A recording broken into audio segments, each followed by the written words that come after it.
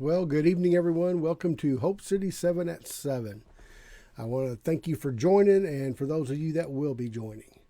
So, our new sermon series is Vital Signs for a Healthy Believer, or of a Healthy Believer. And I like that because, when you go to the doctor, you go and have your vitals checked.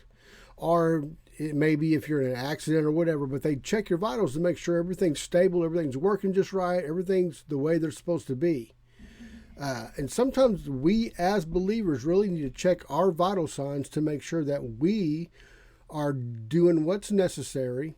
Not only doing what's necessary, but is everything functioning as a believer the way it should be functioning, so to speak? So that we have ways to check our vital signs. And one of the things that Pastor John talked about this Sunday was one of the vital signs is love. Are we living a love life? Are we walking in love? We have to make sure that we are, because that is a definite vital sign of whether or not you're a believer or not. Because not walking in love is demonstrating that we don't really know God, because God is love. Now, in John chapter 13, verse 34, Jesus said, "A new commandment I give you, that you love one another. As I have loved you, that you also love one another." In verse 35, it says, "By this you will know they will know, or all will know, that you are my disciples, if you have love one for another." Now, the thing is that if we don't love one another, how are we going to display the love of God to the world? So think about this. If we can't, we walk around and we're backbiting one another, or we're talking bad about one another, or we just don't like somebody because of what they did, or we hold a grudge against somebody, and make them wait 10 days or so many days to be forgiven from us. And, when we go try to share the love of God with other people and they don't see that love operating in us between one another, they're not going to want to walk in that, because they already have that.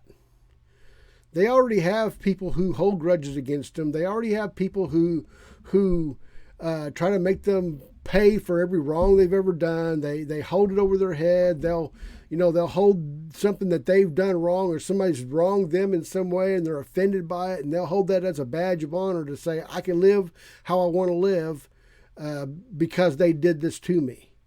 And unfortunately, there are a lot of believers that live that way too. But we can't really be that way, and we shouldn't be that way if the love of God has been really truly shed abroad in our hearts. In 1 John chapter 4, verse 7, it says, "Dear friends, let us love one another, for love comes from God. Everyone who loves has been born of God and knows God." Think about that. He says, everyone who loves has been born of God and knows God. Why? Because that is his nature, that is his character. God can't do anything but love. God doesn't have off days when it comes to loving, because he is love.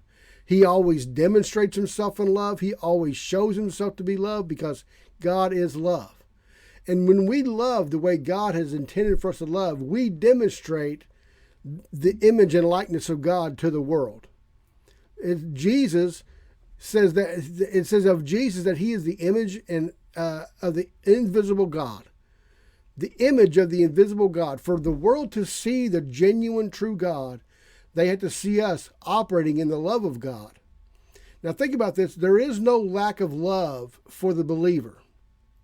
And what I mean by that is that we aren't empty of love or void of love as a believer.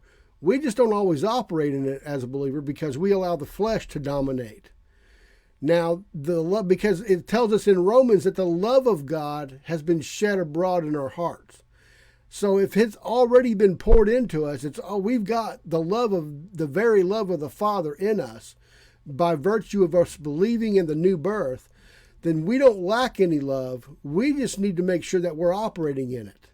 When you go to the doctor and he starts checking your vital signs, and Maybe you have an irregular heartbeat, or your blood pressure's a little bit too high, or something's going on there. They start asking questions. Well, are you getting dizzy? Or they start asking you, are you experiencing symptoms of whatever it may be?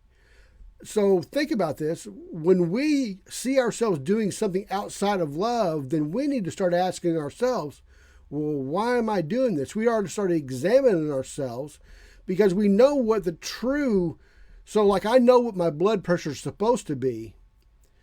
And if it's not lining up with what it's supposed to be, I need to find out why. And the same thing when we have a guideline to tell us what love is. Number one, it says that God demonstrated it by sending Jesus. So we know love lays down its life. But in 1 Corinthians, it also gives us a guideline that we can go by. It says, so if we're rude, then we need to say, well, why are we being rude? The love of God's been shed abroad in my heart. Or if we're holding a grudge, or we're taking offense about something, then we need to ask ourselves, why is that happening? Because that's not what's been shed abroad in my heart. Because what's been shed abroad in my heart is the love of God. I'm born of love because I'm born again. He recreated me, and I've been recreated by love to love. See, we long, sometimes I think we long to be loved, not recognizing that we have been loved by God already, that we have his love, and it's beyond measure. And I was thinking about this later this evening. I was just praising God because he has never stopped loving me. Man, there are times when I haven't loved myself, but he never stopped loving me.